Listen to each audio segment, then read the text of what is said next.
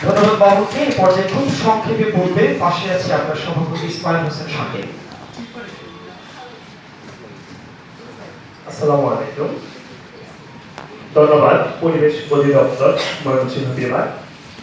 প্রতিবারের ন্যায় এবারও আমাদের পাশে আছে আমরা সংগঠনটি আজকে এত সুন্দর মহৎ একটি কার্যক্রমে অংশগ্রহণ করার সুযোগ করে দেওয়ার জন্য।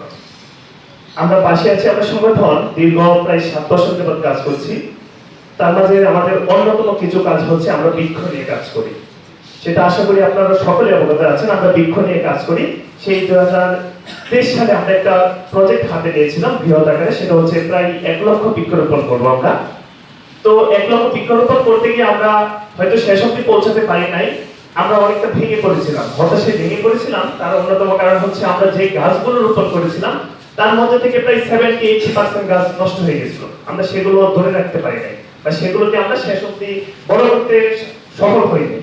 তো এর লক্ষ্যে আমরা এবছর নতুন করে আবারও বৃক্ষরোপণের দিকে আমরা অগ্রসর হচ্ছি। আমরা এবারে আমাদের লক্ষ্য হচ্ছে আমরা যে গাছগুলো রোপণ করব প্রতিটি গাছ যেন বেঁচে থাকে, সেটাই হচ্ছে আমাদের লক্ষ্য।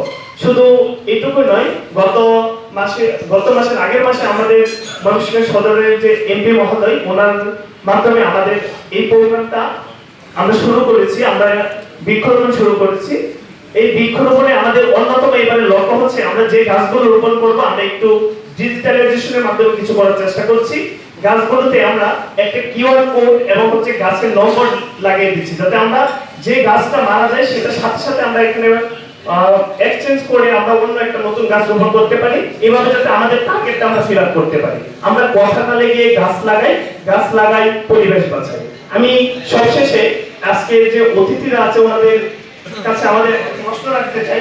প্রশ্নটা হচ্ছে বৃক্ষরোপণকে কিভাবে সামাজিক আন্দোলনে পরিণত করা যায়। বৃক্ষরোপণকে কিভাবে সামাজিক আন্দোলনে পরিণত করা যায়, এই প্রশ্ন রেখে আমি আমার সংক্ষিপ্ত বক্তব্য এখানে শেষ করছি। আসসালামু আলাইকুম।